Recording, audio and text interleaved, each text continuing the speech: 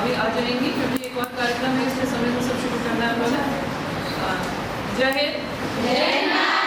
आज हम सब यहाँ पर महात्मा गांधी जी और लाल बहादुर शास्त्री जी की जयंती के उपलक्ष्य में एक विशेष आयोजन के लिए एकत्रित हुए हैं।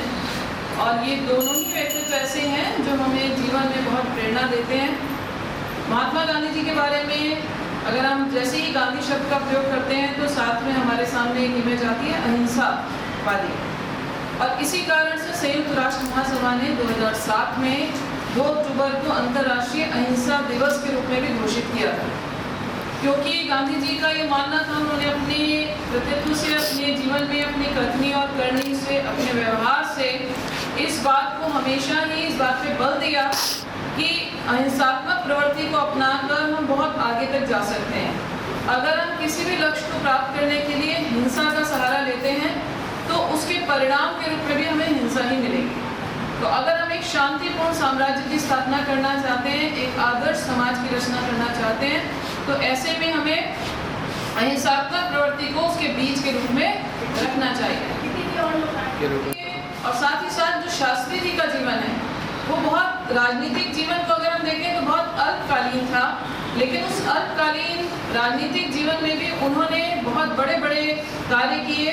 और इस तरह के एकदम चट्टान की तरह दृढ़ निश्चय वाला उनका व्यक्तित्व था, जिन्होंने किसी भी बात की परवाह नहीं की। और उस समय पर ऐसे ऐसे उदाहरण उनके व्यक्तित्व से सामने आते हैं जिससे पता लगता है कि एक सामान्य सा दिखने वाला व्यक्ति, जमीन से जुड़ा हुआ व्यक्ति, जिसने जय जवान जय किसान का नारा दिया, यानी जो हमारी मौलिक आवश्यकताओं की पूर्ति करने वाला वर्ग है और साथ ही साथ जो हमारे देश की सुरक्षा करने वाला वर्ग है, ये दोनों किस प्रकार से हमारे देश के लिए अत्यंत आवश्यक है।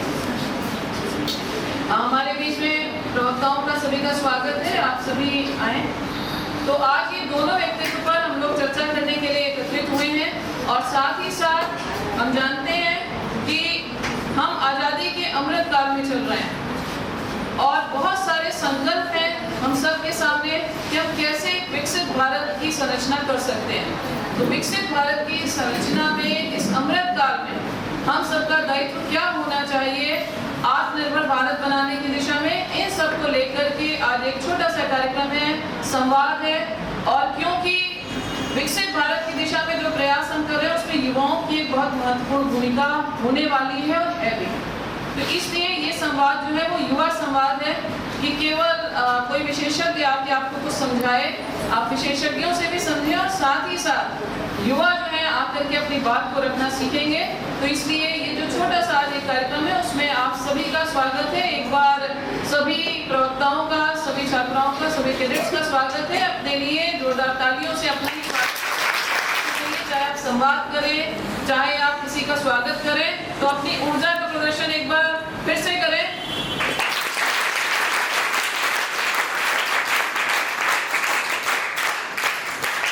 और क्योंकि गांधी जी की जयंती के उपलक्ष्य में विशेष कार्यक्रम है, इसलिए गांधी जी के प्रिय भजन से हम लोग इस कार्यक्रम का आरंभ करेंगे। मैं आयुषी को आमंत्रित करती हूँ मंच पर।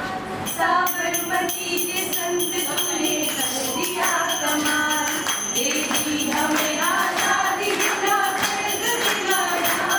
साबरमती के संत तुमने कर दिया कमाल, आंधी में गुजरती रही काशी तेरी मशाल।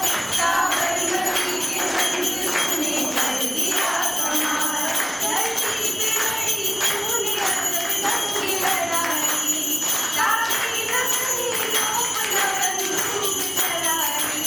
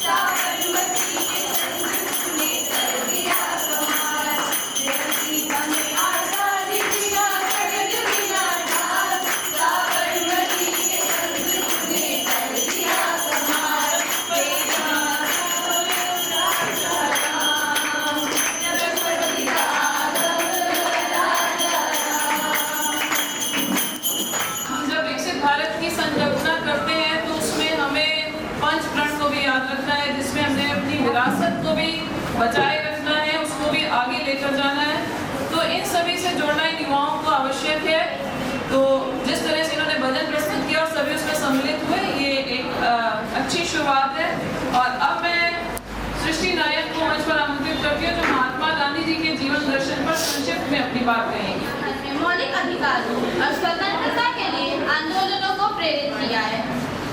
इस तरह गांधी जी ने अपने पूरे जीवन काल में कई महान कार्य किए जो आज भी लोगों को प्रेरित करता है। उन्हें स्वराज के खिलाफ आवाज, महिलाओं के अधिकारों और किसानों की आर्थिक भलाई के लिए कई अथक प्रयास किया था। समाज में किसी के साथ धर्म व जाति का भेदभाव ना हो, सबके साथ समान व्यवहार हो, महिलाओं का सम्मान हो, सबको न्याय मिले। गांधी जी ने भारतीयों को स्वदेशी वस्तुओं का प्रेम करना सिखाया, विदेशी वस्त्रों की होली चलवाई। नतीजतन स्वदेशी उद्योग धंधों का बढ़ावा मिला। आजादी के अलावा गांधी जी का एक और सपना था ग्राम स्वराज। वह चाहते थे कि गांव आत्मनिर्भर हो, गांव में उद्योग धंधे मजबूत हो। उनका यह सपना तब पूरा हुआ जब 1993 में देश में पंचायती राज व्यवस्था लागू हुई। अब मैं अपनी वाणी को कुछ पंक्तियों के साथ विराम देना चाहती हूँ। ली सच की लाठी उन्होंने, तन पर भक्ति का चोला। ली सच की लाठी उन्होंने, तन पर भक्ति का चोला। सबक अहिंसा का सिखलाया, वाणी में अमृत घोला। चरखे के ताने बाने से उन्होंने भारत का इतिहास रचा। चरखे के ताने बाने से उन्होंने भारत का इतिहास रचा। हिंदू, मुस्लिम, सिख, ईसाई सब में एक विश्वास रचा। मान गया अंग्रेजी शासक बापू की पहचान को, मान गया अंग्रेजी शासक बापू की पहचान को। हम श्रद्धा से याद करेंगे गांधी जी के बलिदान को। जय हिंद, जय शिक्षा में स्वाभाविक रूप से हम आगे कदम रखेंगे और आत्मनिर्भर Bharat, vocal for local, skill India, यानी जहाँ स्वदेशी कुटीर उद्योगों को उन्होंने बढ़ावा दिया, तो ये जो चीजें अगर हम गांधी की आइडियोलॉजी को एक्सेप्ट करते हैं, उसके अनुसार कार्य करते हैं, तो ये सब चीजें स्वाभाविक रूप से आगे बढ़ेंगी। अब मैं कविता के लिए एक और कैडेट को आमंत्रित करता हूं। कुछ इस प्रकार है, शुरू करते हैं। जो सरहद पर तो जा न सके, जो सरहद पर तो जा न सके, पर अपना फर्ज निभाते हैं। अस्वच्छता नामक शत्रु से भारत देश बचाते हैं। दो पल वतन के आज उनके नाम करती हूँ, जो सड़क नाले साफ करते उन्हें सलाम करती हूँ। घिन आती है लोगों को, घिन आती है लोगों को, जमाना जिन्हें धिक्कारता है, वो ही सच्चा सैनिक है जो गंदगी को मारता है। तो दुनिया की नजरों में जो कूड़े कबाड़ी वाला है, तो दुनिया की नजरों में जो कूड़े कबाड़ी वाला है, सही मायने में वही हिंदुस्तान का रखवाला है। यूं तो हम सब सरहद पर पौधे दिखलाना चाहते हैं। इस्लामाबाद की धरती पे भी अपना ध्वज लहराना चाहते हैं। और ये ख्वाब बेशक पूरा होगा, ये ख्वाब बेशक पूरा होगा। यौवन में वो ताकत है, शेरों के जो दांत गिने, शेरों के जो दांत गिने, रक्त में वही हिमाकत है। पर भरतवंशियों की हालत आज, पर भरतवंशियों की हालत आज शर्म आती है बताने में। हम नाक सिकोड़ने लगते हैं एक कागज का टुकड़ा उठाने में। तब सोचती हूँ ये दौर ऐसा कर लेगा क्या सचमुच अपने हाथों में वसुंधरा अंबर लेगा। अस्वच्छता से मैत्री है तो राज तिलक क्या लगाएंगे, जो हाथ झाड़ू उठा न सके संगीत कैसे चलाएंगे। सरहद सैनिक बचा लेंगे, सरहद सैनिक बचा लेंगे, बैठे वतन की साधना में हम भी तो कुछ अर्पण कर दे भारत माँ की आराधना में। एक छोटी सी प्रतिज्ञा है, उसके साथ समाप्त करते हैं। एक भीष्म प्रतिज्ञा अब, एक भीष्म प्रतिज्ञा अब, हर जन भारत का ले ले। अटूट प्रेम स्वच्छता से हर मन भारत का ले ले। तो युद्ध का ऐलान अब, तो युद्ध का ऐलान अब गंदगी के खिलाफ हो। और मांग श्रवण की जनता से देश से कचरा साफ हो, देश से कचरा साफ। पंक्तियां सुनी ही होंगी, इतिहास उस ओर मुड़ जाता है जिस ओर जवानी चलती है। तो अगर हमारे देश के युवा ऐसा सोचते हैं और वाकई ही ऐसा व्यवहार में ले आते हैं, तो हम जिस विकसित भारत की और स्वच्छ भारत की संकल्पना कर रहे हैं वो दूर नहीं है। तो बहुत बहुत बधाई की बात है। और अब मैं कैडेट अरुंधति को आमंत्रित करती हूँ, जो लाल बहादुर शास्त्री जी के जीवन का संक्षिप्त परिचय देंगी। जय हिंद। मैं कैडेट अरुंधति यादव आज आप सभी के समक्ष हमारे देश के वीर नेता श्री लाल बहादुर शास्त्री के जीवन के बारे में कुछ लाइनें प्रस्तुत करना चाहूँगी। श्री लाल बहादुर शास्त्री का जन्म 2 अक्टूबर सन 1904 में उत्तर प्रदेश के मुगल सराय में हुआ था। उनके पिता एक स्कूल शिक्षक थे। जब शास्त्री जी 1.5 वर्ष के थे तभी उनके पिता का देहांत हो गया था। उनकी माता अपने 3 बच्चों के साथ अपने पिता के घर जा बस गए। श्री लाल बहादुर शास्त्री हमारे देश के दूसरे प्रधानमंत्री बने। हमारे देश के पहले प्रधानमंत्री पंडित श्री जवाहरलाल नेहरू के निधन के बाद प्रधानमंत्री पद और देश को आगे बढ़ाने के लिए मजबूत कंधों की आवश्यकता थी। शास्त्री जी की साफ सुथरी छवि, लोकप्रियता और मजबूत व्यक्तित्व के चलते उन्हें प्रधानमंत्री बना दिया गया। शास्त्री जी ने आज़ादी की लड़ाई में कई आंदोलनों में हिस्सा लिया। जनवरी 1921 में बनारस में गांधी जी और पंडित मदन मोहन मालवीय द्वारा आयोजित एक सार्वजनिक सभा में शास्त्री जी ने भाग लिया था। उस समय वे 10वीं कक्षा में थे और उनकी अंतिम परीक्षा के सिर्फ 3 महीने बाकी थे। कांग्रेस पार्टी के स्वयंसेवक के रूप में असहयोग आंदोलन का हिस्सा थे। उन्होंने अपनी पढ़ाई छोड़ दी और स्वतंत्रता आंदोलन में शामिल हो गए। गांधी जी की शिक्षाओं का पालन करते हुए उन्होंने लाला लाजपत राय के servant of the people society लोक सेवक मंडल के सदस्य के रूप में हरिजनों के जीवन को बेहतर बनाने के लिए संघर्ष किया। अनाजों की कीमतों में कटौती, भारत पाकिस्तान की लड़ाई में सेना को खुली छूट देना, ताशकंद समझौता जैसे महत्वपूर्ण कदमों को उठाते हुए उनकी मृत्यु ताशकंद समझौते में रहस्यमय तरीके से हो गई। जय जवान जय किसान का नारा देने वाले श्री लाल बहादुर शास्त्री को उनके शानदार व्यक्तित्व, अनुशासित जीवन विचारों और निडरता के लिए आज भी याद किया जाता है। उनके सफल मार्गदर्शन में देश काफी आगे बढ़ा है। उन्होंने अपना जीवन सादगी से जीते हुए इसे अपनी मातृभूमि की सेवा के लिए समर्पित कर दिया। उन्होंने अपने आचरण, कर्तव्य और मेहनत से न केवल देश का मान सम्मान बढ़ाया है, बल्कि आने वाली पीढ़ी के लिए प्रेरणा भी बन गए हैं। लाल बहादुर शास्त्री अपने देश के लिए बलिदान और सच्ची देशभक्ति के लिए सदैव जाने जाएंगे। जय हिंद, जय हिंद। के जीवन के सादगी की बहुत सारी मिसालें हैं जो दिखाती हैं कि किस तरह से जमीन से जुड़ा हुआ व्यक्तित्व कितने शिखर तक पहुंच सकता है। तो ये सभी हमें अपने जीवन में आगे बढ़ने के लिए व्यक्तित्व प्रेरित करते हैं। और अब मैं अंजलि वाजपेयी को स्वच्छता पर एक स्वरचित कविता प्रस्तुत करने के लिए आमंत्रित सिमटी रहेगी स्वच्छता, कब तक नारों में सिमटी रहेगी स्वच्छता, कब तक पखवाड़ों में सिमटी रहेगी स्वच्छता। हमें लानी है अपने आंगन से लेके अपनी आदतों में स्वच्छता। जय हिंद। मैं कैडेट अंजलि वाजपेयी आप सबके समक्ष एक स्वरचित कविता लेकर प्रस्तुत हूँ जो कुछ इस प्रकार है। स्वयं तुम बनकर साफ सुंदर देश को गंदा रखते हो, स्वयं तुम बनकर साफ सुंदर देश को गंदा रखते हो। पहचान तुम्हारी भारत से और अस्वच्छ भारत को। खुद की शर्ट पर लग जाए दाग जो कोई छोटा सा, खुद की शर्ट पर लग जाए दाग जो कोई छोटा सा, तो देखो कितना तुम मचलते हो, पर कूड़ा करकट रोड पर फेंकने में बिल्कुल ना झिझकते। तुम नारे खूब लगाते हो देश को स्वच्छ बनाने, तुम नारे खूब लगाते हो देश को स्वच्छ बनाने के, तुम नारे खूब लगाते हो बेमतलब के बहाने। क्या सच में देखा ध्यान से अपनी गली मोहल्ले की ओर? क्या सच में देखा ध्यान से अपनी गली मोहल्ले की ओर? क्या सच में रखा तुमने एक कदम स्वच्छता? क्या सच में रखा तुमने एक कदम स्वच्छता? 2 अक्टूबर के दिन झाड़ू संग तस्वीर खिंचवाते हो, सोशल मीडिया पर पोस्ट कर खुद को जागरूक नागरिक बताते हो, वहीं 3 अक्टूबर के दिन टॉफी के पैकेट रोड पर फेंकने में बिल्कुल ना हिचकिचाते। क्यों नारे लगवाने पड़ते हैं? क्यों पोस्टर छपवाने पड़ते हैं? क्यों नारे लगवाने पड़ते हैं? क्यों पोस्टर छपवाने पड़ते हैं? देश की स्वच्छता में तो तुम्हारा कल्याण है, फिर क्यों ऐसे स्वच्छता के अभियान चलाए? आओ सब मिलकर देश को सचमुच स्वच्छ बनाएं, स्वच्छता के दिखावे से खुद को मुक्त कराएं। पहचान हमारी भारत से, आओ सब मिलकर स्वच्छ भारत बनाएं, आओ सब मिलकर स्वच्छ भारत बनाएं। जय हिंद। अच्छी बात यह है कि अगर युवा ऐसी सारी व्यवस्थाएं देखकर इतने त्रस्त हैं तो ये बहुत अच्छे संकेत हैं कि आप लोग ऐसी सामाजिक बुराइयां देख रहे हैं, समाज में इतनी अव्यवस्थाएं देख रहे हैं। तो उम्मीद करते हैं कि आप जब इस मंच से ऐसी बात कह रहे हैं तो कहीं ना कहीं आपको अंदर ही कचोट रहा है, तो आप उस गंदगी को बढ़ाने में भागीदार नहीं होंगे बल्कि गंदगी को मिटाने में अपनी पूरी भूमिका निभाएंगे। आप सभी से उम्मीद करते हैं। तो ये महात्मा गांधी जी और शास्त्री जी के साथ साथ स्वच्छता पर एक छोटा सा युवा संवाद था।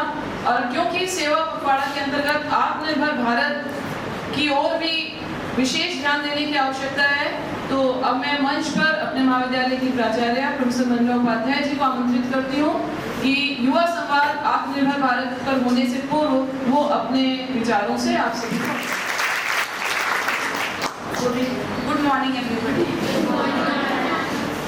जैसा कि आज आप सभी को पता है कि आज 2 कार्यक्रम हैं और दोनों ही देखिए जो कल हमारे जिन महापुरुषों की जयंती है, खासतौर पे अगर हम गांधी जी को देखें तो उनके स्वच्छता भी उनका एक विशेष मोटिव था और साथ ही साथ स्वदेशी।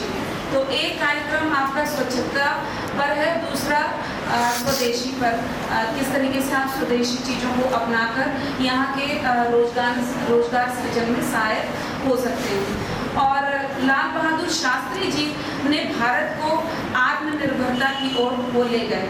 कैसे?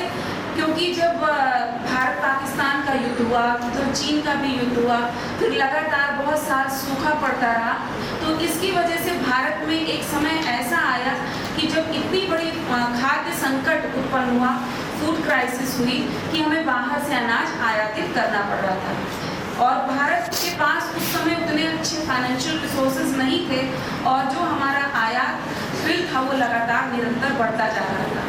जब आयात का बिल ज़्यादा होगा और जो हम निर्यात कर रहे हैं वो कम होगा, तो हमारा जो ट्रेड अकाउंट है उसमें डेफिसिट यानी लगातार घाटा जो है वो बढ़ता ही जा रहा था। इस घाटे को कम करने की दिशा में लाल बहादुर शास्त्री जी जैसे सरल सज्जन व्यक्ति ने भी, जो आदरणीय प्रधानमंत्री थे उस समय, उन्होंने ये सोचा कि ये भारत जिसको हम कहते हैं कि कृषि प्रधान देश है, ये बड़े शर्म की बात है कि हमें खाद्यान्नों के लिए ही विदेशों पर निर्भर होना पड़ रहा है, ऐसी क्राइसिस आ गई है।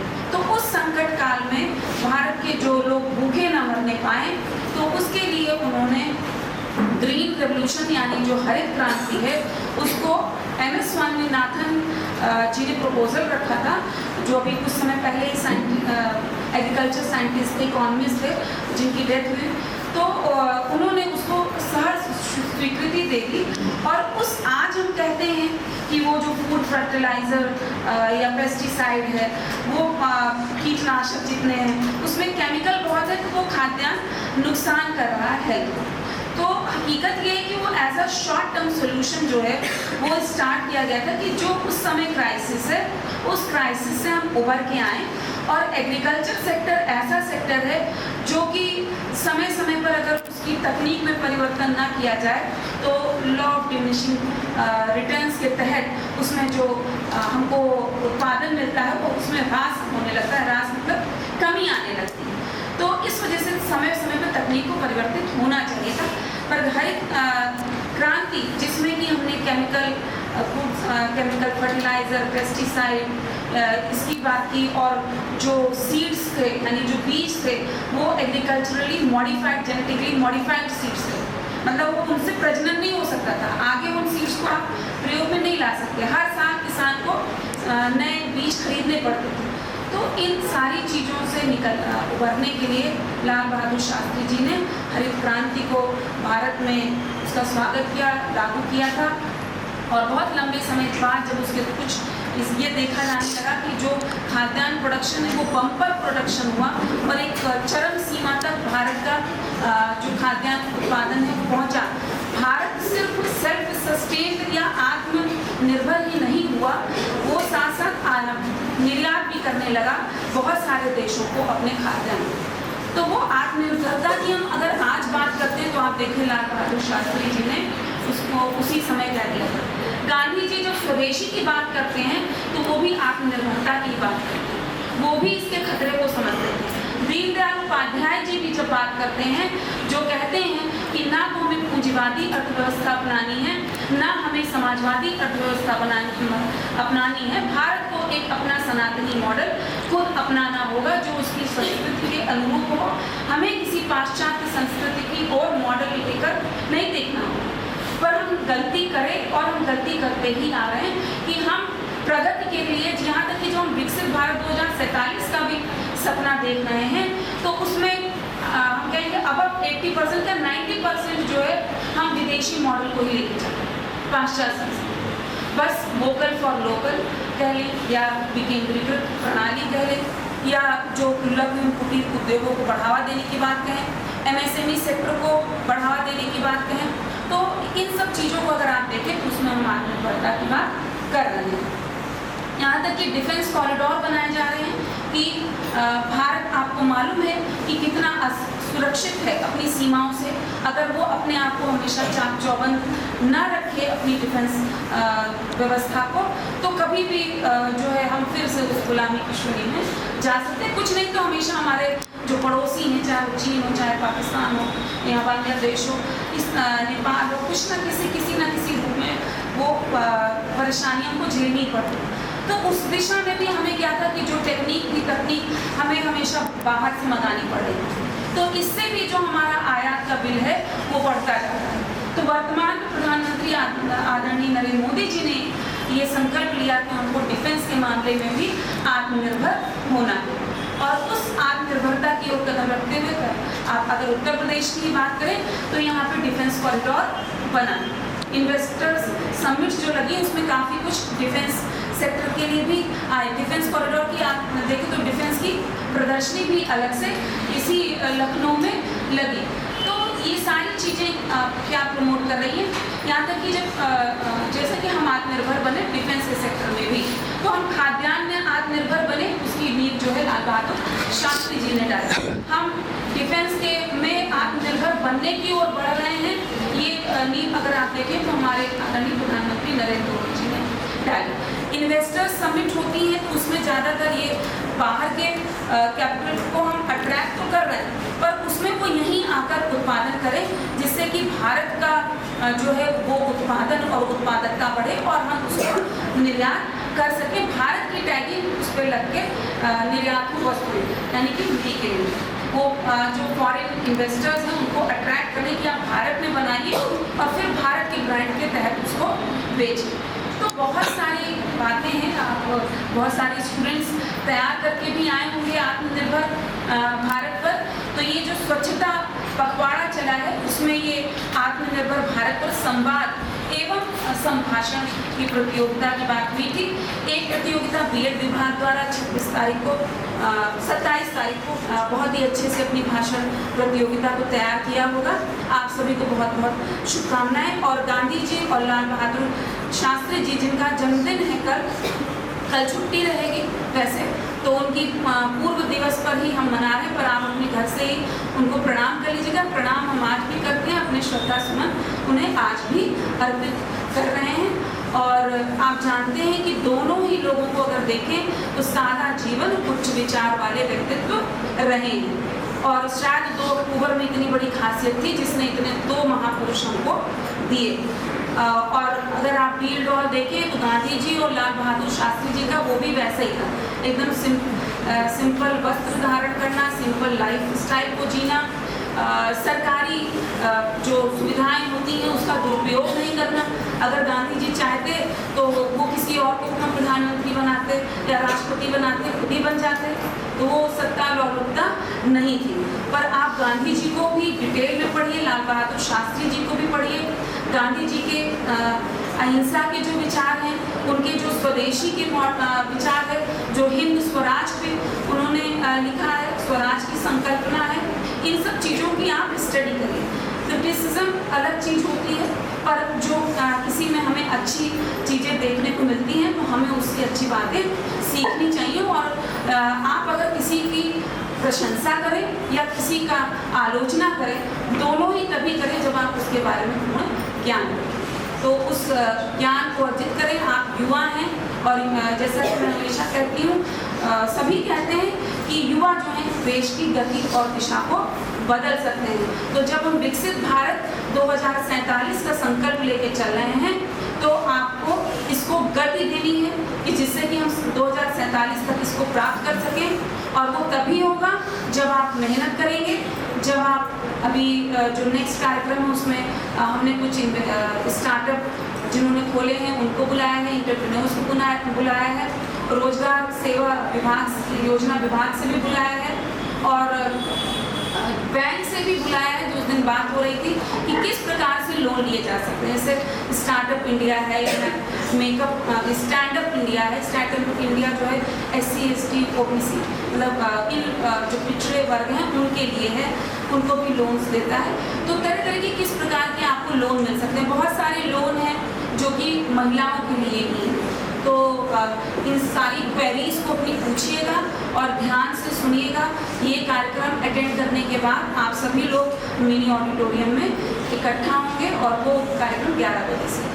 इसी के साथ आप सभी को, प्रतिभागियों को भी और आप सभी को शुभ। जैसा कि आपने सुना, मैम ने कहा कि सादा जीवन उच्च विचार वाले व्यक्तित्व दोनों ही, जिनका कल हम जन्म दिवस मनाएंगे, लेकिन केवल एक दिवस के लिए हम किसी दिवस को मना करके अपना कर्तव्य पूरा नहीं समझ सकते। हम जब तक कि जो भी दिवस मना रहे हैं उस दिवस से कुछ सीख करके ना जाएं, उसको आत्मसात ना कर पाएं, जिसके लिए हम मना रहे हैं उनकी शिक्षाओं को अपने जीवन में उतार ना सके, तो फिर ये केवल सतही तौर पे या केवल फॉर्मल तौर पे हम एक किसी कार्यक्रम को औपचारिक रूप से मना करके चले जाएंगे। तो केवल औपचारिकता मात्र आपका लक्ष्य नहीं होना चाहिए। हमेशा ही मैं कैडेट्स को एक चीज बताती हूँ, अपने व्यवहार में उतारने की कोशिश करें और काफी हद तक आप उतारते भी हैं, जिसकी मिसाल आपकी उपस्थिति होती है कार्यक्रमों में कि आप आदेश को मानना भी सीखते हैं। और अगर आपको कल शाम को ये बात बताई गई कि आज आपको एक प्रतियोगिता में सम्मिलित होना है,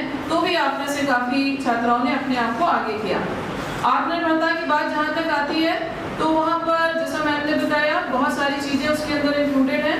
खास तौर से ये कॉन्सेप्ट जो है वो कोविड काल में बहुत महत्वपूर्ण रूप से सामने आया था, क्योंकि तब वैश्विक स्तर पर आई इस महामारी ने सभी को इस मोड़ पे लाके खड़ा कर दिया था कि सब एक दूसरे की ओर देख रहे थे।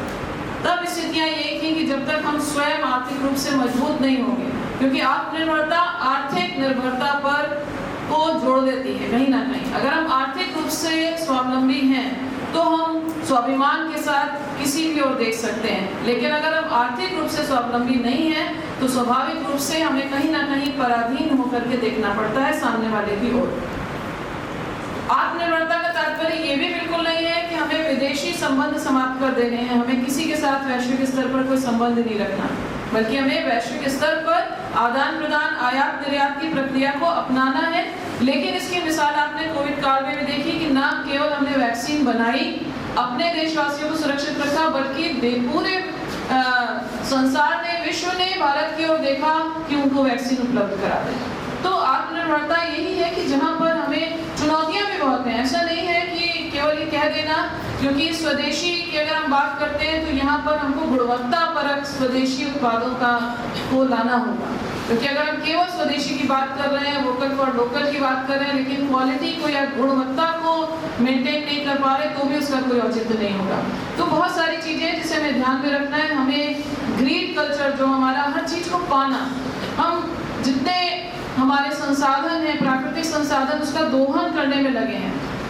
तो हमारा ये ग्रीड कल्चर है, हर चीज पाना चाहते हैं, हमें ग्रीड कल्चर से ग्रीन कल्चर की ओर जाना पड़ेगा, तो हम इन चीजों को अपना सकते हैं। हमें देखना पड़ेगा कि हम किस तरह से जो भी हमारे पास संसाधन उपलब्ध हैं उससे बेहतर से बेहतर कर सकते हैं।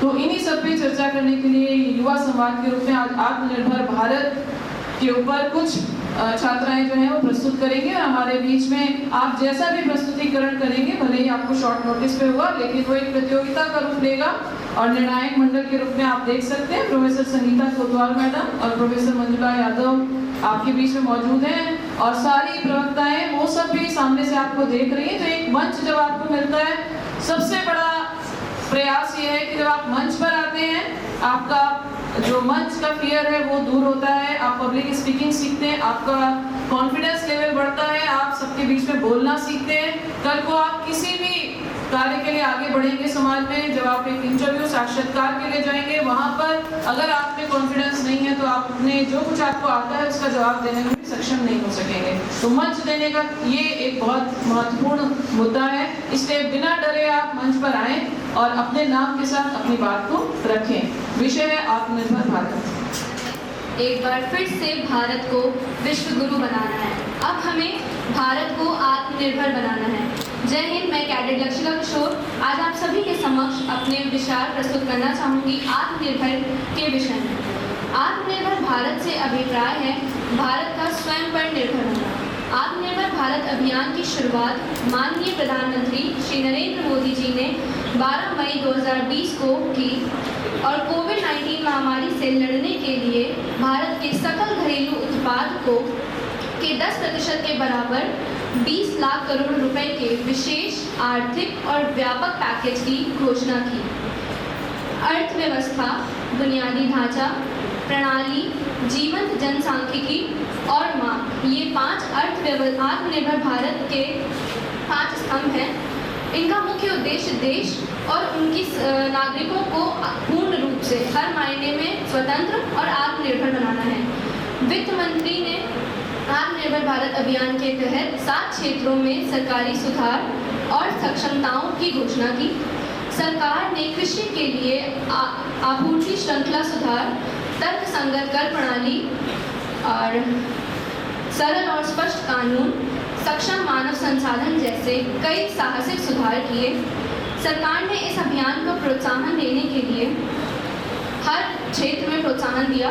मेक इन इंडिया भी एक प्रोत्साहन रहा है जो बहुत मायने में उभर कर आया है, जिसके बाद देश में घरेलू सैन्य हथियारों की संख्या निरंतर बढ़ रही है। केवल सैन्य क्षेत्र में ही नहीं बल्कि भारत हर क्षेत्र में निरंतर अग्रसर हो रहा है। भारत विश्व में PPE किट बनाने के मामले में दूसरे स्थान पर है। सरकार ने कृषि के लिए और अन्य घोषणाएं की हैं, जैसे प्रधानमंत्री स्वनिधि योजना, गरीबों, श्रमिकों और किसानों के लिए कई ऐसी घोषणाएं की हैं जिसके बाद किसानों की आय में 2 गुना तक वृद्धि हुई है। UPI जैसे डिजिटल भुगतान प्रणालियां आत्मनिर्भर भारत योजना में महत्वपूर्ण भूमिका निभा रही हैं। इसके अलावा आधारभूत संरचना, मानव संसाधन, क्षेत्रीय सुधार, वित्तीय प्रणाली और भारत का वैश्विक विनिर्माण केंद्र बनना इस दिशा में महत्वपूर्ण कदम है। ये सभी पहले स्थानीय व्यवसायों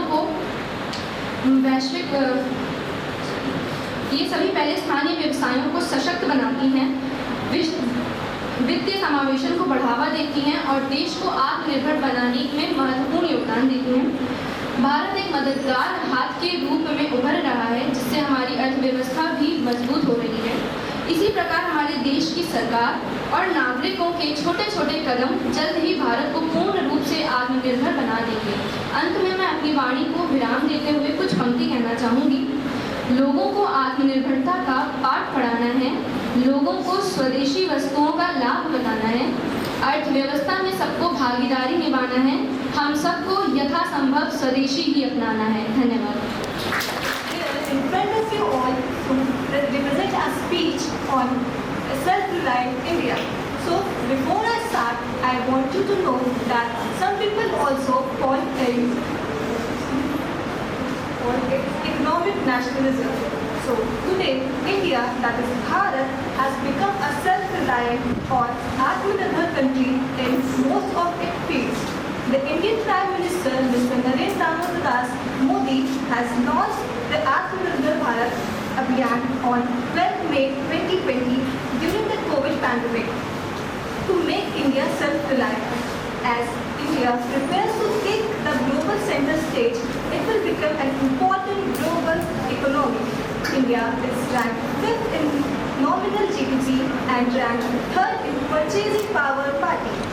All the activities and development under this program are managed by Ministry of Defence, Ministry of Finance, Ministry of Health and Ministry of Electronics and Information Technology. There are 5 pillars of Atmanirbhar Bharat Abhiyan, which are economy, technological driven system, infrastructure, vibrant demography and demand. To become a global economy, India is focusing on producing more and more products for export and reducing its expenses in importing. When a country's exports are more than its import, its economy grows at a positive rate. The main goals of this campaign are making India and its citizens self-reliant in all sector in the gross value added, reducing dependence on imports from foreign countries, increasing exports, promoting local and indigenous products. At the end, I want to say that Atmanirbhar Bharat Abhiyan is a national mission to make India, Bharat, a self-reliant country in terms of trade, economy, defense and technology. Thank you. Jai Hind, Jai Bharat. आत्मनिर्भर भारत पर कुछ बताना चाहती हूँ। आत्मनिर्भर का सही मतलब तो यह होता है कि कोई भी व्यक्ति, गांव या देश किसी दूसरे के सहारे या किसी दूसरे पर निर्भर नहीं होकर खुद पर निर्भर रहे। आत्मनिर्भर होना खुद के लिए, अपने गांव, शहर, जिले और देश के लिए बहुत जरूरी है। यदि हमारा शहर, देश आत्मनिर्भर रहेगा तो हमें किसी दूसरे देश पर निर्भर रहने की आवश्यकता नहीं पड़ेगी। आत्मनिर्भर भारत अभियान ये सभी बातें व्यक्ति को छोड़कर राज्य और देश पर भी लागू होती हैं। यदि देश के पास संसाधन उपलब्ध नहीं है तो उसे किसी देश के पास संसाधन उपलब्ध के लिए जाना पड़ेगा। यदि उस संसाधन को बनाने की सारी सामग्री उसके पास उपलब्ध है तो वह उसका प्रयोग कर उसका निर्माण स्वयं कर सकता है। इससे वह आत्मनिर्भर बनेगा, वह अपने देश को आगे बढ़ाएगा, जिससे दूसरे देश पर निर्भर रहने की आवश्यकता नहीं पड़ेगी। जय हिंद। करना चाहती हूँ। माइक पे पास कर आवाज। यात्रा के एक महत्वपूर्ण मोड़ पर खड़े हैं। एक ऐसा क्षण जो आत्मनिर्भरता और लचीलापन की मांग करता है। आत्मनिर्भर भारत के एक दृष्टिकोण नहीं है। यह केवल हमारे अर्थव्यवस्था को सशक्त बनाने में, हमारी क्षमताओं को बढ़ाने में, नवाचार को प्रोत्साहित करने के लिए एक संकल्प है। यह इस पहल का उद्देश्य हमारे आयात तथा निर्भरता को कम करना, स्थानीय उद्योगों को सशक्त करना और एक टिकाऊ आर्थिक परिस्थिति बनाना है। मेक इन इंडिया को बढ़ावा देकर हम अपने उद्यमियों, कारीगरों और किसानों को नवाचार करने और फसल फूलने के लिए प्रेरित कर रहे हैं। आत्मनिर्भर भारत यह पहल 5 स्तंभों पर आधारित है। अर्थव्यवस्था, एक मजबूत और लचीली अर्थव्यवस्था को विकास को बढ़ावा दे और रोजगार सृजित करें। अवसंरचना, आधुनिक अवसंरचना जो हमारे उद्योगों का समर्थन करे और हमारे बाजारों को जोड़े। संविधान, एक ऐसी प्रणाली जो दक्षता को बढ़ाए और सहायता करने में सहायक हो। जनसंख्या, हमारी युवा जनसंख्या की क्षमता को नवाचार और विकास के लिए करे। मांग, स्थानीय उत्पादों की मांग बढ़ाना जिससे हमारी अर्थव्यवस्था को मजबूती मिले। धन्यवाद। सुप्रभात। मैं कैडेट प्रांशी कसेरा आप सबके समक्ष आत्मनिर्भर भारत पर विशेष विश्लेषण करने जा रही हूँ। जैसा कि शास्त्रों में कहा है, सर्व परमहंस सुखम सर्व मातहंस सुखम, अर्थात हर तरह से दूसरों पर निर्भर रहना दुख है एवं हर तरह से आत्मनिर्भर रहना ही सुख है। इसका प्रत्यक्ष अनुभव कोरोना वैश्विक महामारी के कारण हमारे देश की अर्थव्यवस्था के साथ कई क्षेत्रों को इसका मुकाबला करना पड़ा। 12 मई 2020 को पीएम श्री माननीय नरेंद्र मोदी जी ने राष्ट्र में आत्मनिर्भर भारत अभियान की शुरुआत करते हुए एक राष्ट्र आह्वान किया। भारत में कोविड-19 महामारी से लड़ने के लिए भारत सकल घरेलू उत्पाद के 10% के बराबर 20 लाख करोड़ रुपए के विशेष आर्थिक और व्यापक पैकेज की घोषणा की। साथ आत्मनिर्भर भारत का अर्थ यह है कि भारत अपनी जरूरतों को पूरा करने के लिए आत्मनिर्भर हो, न कि आयातों पर निर्भर होकर हो सके। इसके लिए सरकार ने कई क्षेत्रों में योजनाएं शुरू की, जैसा कि मेक इन इंडिया भारत। इसका मुख्य उद्देश्य भारत में उद्योगों को बढ़ाने के लिए किया गया। नेक्स्ट, वोकल फॉर लोकल, स्थानीय उत्पादों को बढ़ावा देने के लिए किया गया। डिजिटल इंडिया, डिजिटल तकनीकों को बढ़ावा देने के लिए किया गया। स्वदेशी स्थानों को उत्पादों को बढ़ाने के लिए किया गया। सरकार ने आत्मनिर्भर भारत अभियान के लिए 5 स्तंभों की रचना की। अर्थव्यवस्था, बुनियादी ढांचा, प्रणाली, जीवन जनसांख्यिकी और मांगों को रेखांकित किया। वित्त मंत्री ने आत्मनिर्भर भारत के तहत 7 क्षेत्रों में सरकारी सुधारों एवं समानताओं की घोषणा की। इसी भाषण की समाप्ति के साथ मैं अपनी वाणी को विराम देते हुए कुछ पंक्तियां कहना चाहूंगी। मैं उस देश की नागरिक हूँ जिसके होठों में गंगा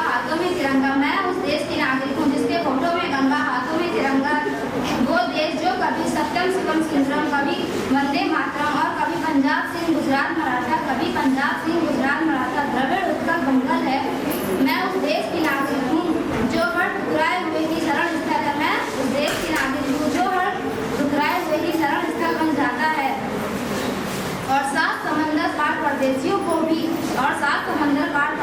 को भी भाई एवं सिस्टर कहकर बुलाता है। भाई एवं सिस्टर कहकर बुलाता है। यही प्रेम की पूज्य भूमि भारतवर्ष कहलाता है। यही प्रेम की पूज्य भूमि भारतवर्ष कहलाता है। जय हिंद, जय भारत। धन्यवाद। आप सबके समक्ष आत्मनिर्भर भारत पर एक कविता प्रस्तुत करने जा रही हूँ। आत्मनिर्भर भारत का अब हमें आगाज करना है, जिम्मेदारियों का अपनी अब हमें एहसास करना है।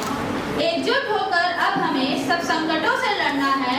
हाँ, अब मेरे भारत को आत्मनिर्भर बनाना है। सारी गलतियां भुलाकर अर्थव्यवस्था को सुधारना है। एक बार फिर से मेरे देश को सोने की चिड़िया बनाना है। कमजोर मनों में फिर विश्वास भरना है। हो जाए हम खुद पर निर्भर, अब ऐसा काम करना है। इस सपने को अब हमें साकार करना है। एक बार फिर से मेरे देश को विश्व गुरु बनाना है। एकजुट होकर मेहनत करके अब हमें आगे बढ़ना है। एकजुट होकर मेहनत करके अब हमें आगे बढ़ना है। साथ मिलकर हाथ पकड़कर सफलता की सीढ़ियां चढ़ना है। लोकल के लिए वोकल होकर हमें अपनी आवाज उठाना है। ए भारत, अब तुझे साथ मिलकर कदम बढ़ाना है। अब हमें गरीबों के हुनर की पहचान, उनका मान बढ़ाना है। किसानों की मेहनत को सराहते हुए उनका हक दिलवाना है। मजदूरों को मजबूरी की बेड़ियों से छुड़वाकर मजबूती का पाठ पढ़ाना है। अब भारत को हमें आत्मनिर्भर बनाना है। अब भारत को हमें आत्मनिर्भर बनाना है। जय हिंद, जय भारत। शिक्षकगण एवं छात्रगण को मेरा नमस्कार। मैं कशिश गौतम आज आप सभी के सामने आत्मनिर्भर भारत के संदर्भ में कुछ शब्द प्रस्तुत करना चाहती हूँ। आत्मनिर्भर भारत का अर्थ भारत को एक ऐसा देश बनाना है जहाँ हमारे देश को किसी भी छोटी बड़ी वस्तु के लिए अन्य देश पर निर्भर न रहना पड़े, चाहे वह तकनीकी हो, इलेक्ट्रॉनिक उपकरण, दवाइयाँ, मशीन, खाद्य पदार्थ या सैनिक हथियार हो। अभी हाल ही में हमारे माननीय प्रधानमंत्री जी ने लोगों को संबोधित करते हुए बताया कि आज से 8 साल पहले हमारे देश भारत में दुनिया को सबसे बड़ा डिफेंस इंपोर्टर के रूप में जाना जाता था। हम बाहर से सामान लाते थे, खरीदते थे और पैसे बढ़ते थे, परंतु 5 सालों के अंदर हमारा डिफेंस 8 गुना ज़्यादा हमारा डिफेंस एक्सपोर्ट 8 गुना ज़्यादा बढ़ गया है। आज हम 75 से भी ज़्यादा देशों को डिफेंस मटेरियल एक्सपोर्ट कर रहे हैं, जिसके कारण हमारे देश की इकोनॉमी को लाभ मिल रहा है। हम सभी देशवासियों को भी देश को आत्मनिर्भर बनाने के लिए अपना संपूर्ण योगदान देना चाहिए, चाहे वह आज के नए युवा हो, पुरुष हो या महिला हो। सभी को पहले स्वयं को आत्मनिर्भर बनाना है। हम आज भी एक ऐसे समाज में रहते हैं जहाँ कई जगहों पर महिलाओं को बाहर काम करने की अनुमति नहीं है, परंतु लोग यह क्यों नहीं समझते कि जब हमारे देश की 50% आबादी महिलाएं हैं और जब 50% आबादी आत्मनिर्भर नहीं होगी तो वह देश कैसे आत्मनिर्भर बनेगा। महिलाओं को किसी पर निर्भर होने की कोई ज़रूरत नहीं है, वे स्वयं में ही सक्षम हैं। दूसरी ओर हमें अधिक से अधिक स्वदेशी ही अपनाना है। जितना हो सके मॉल की जगह दुकान पर से ही सामान खरीदना है।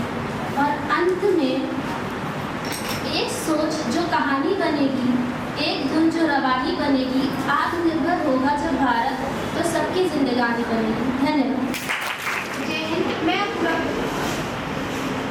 जय हिंद, मैं कैडेट अपूर्वा पाठक आज आप सभी के सामने आत्मनिर्भर भारत पर कुछ संदर्भ प्रस्तुत करना चाहूँगी।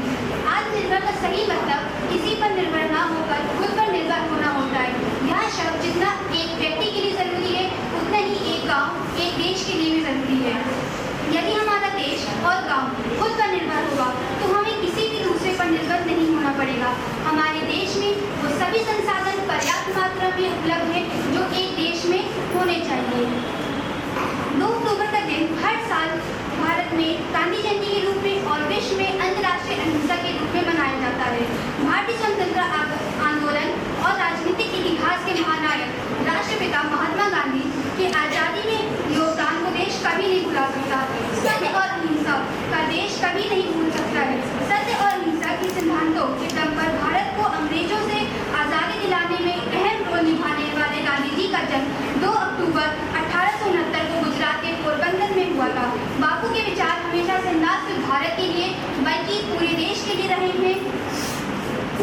गांधी जी के असाधारण व्यक्तित्व व साधनपूर्ण जीवन ने विश्व को शांति, अहिंसा और सद्भाव का मार्ग दिखाया। स्वदेशी के उपयोग को बढ़ाने के उनके सपने को पूर्ण करने के लिए आज पूरा देश आत्मनिर्भर भारत के संकल्प के साथ स्वदेशी को अपना रहा है।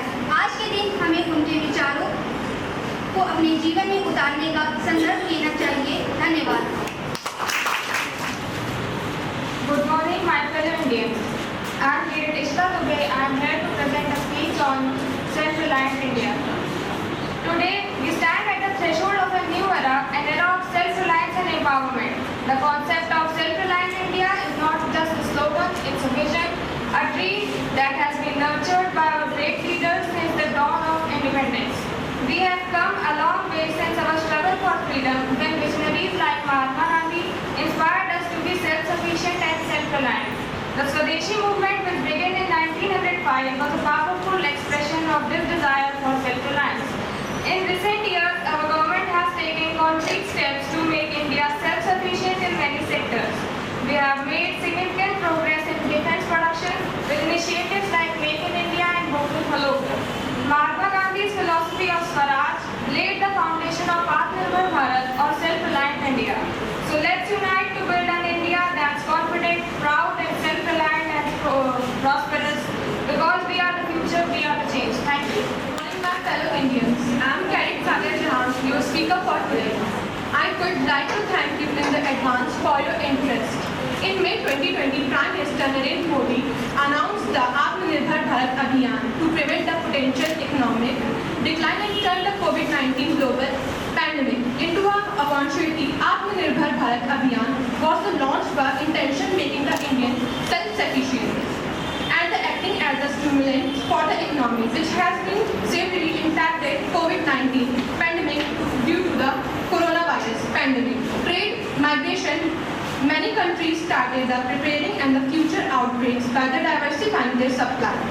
Network becoming self-reliant Atmanirbhar Bharat vision for the India developed the ability to create all the goods it required domestically, eventually contribute more to the global economy by the exporting the excess. Thank you. Jai Hind, Jai Bharat. I am presenting here a speech on Atmanirbhar Bharat. The Atmanirbhar Bharat Abhiyan or Self-Reliant India campaign was launched by Prime Minister Narendra Modi in 2020. The campaign motto is to make India and its citizens self-reliant in every way.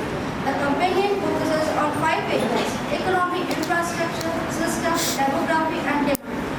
Drop your ego, stop your scooter. Drop your ego, stop your scooter. Clean surrounding for a healthy future. The BJP organizes a Seva Pakhwada every year to celebrate Prime Minister Modi's birthday. The 15th day celebration includes a variety of events like exhibition of Modi achievements. Mahatma Gandhi is a father of our nation.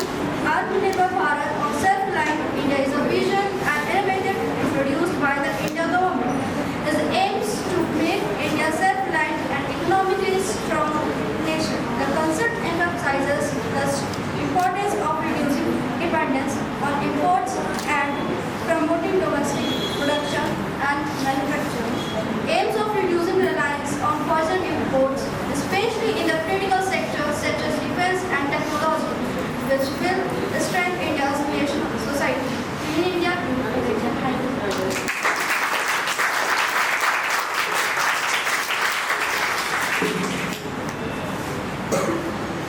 बच्चों के प्रयास के लिए एक बार बहुत अच्छी सी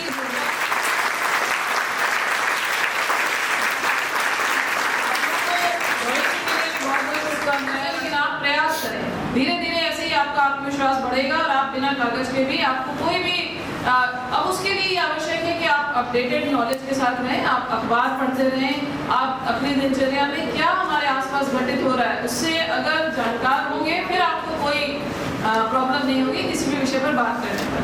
तो आप सभी ने बहुत अच्छी बातें कही आत्मनिर्भरता पर।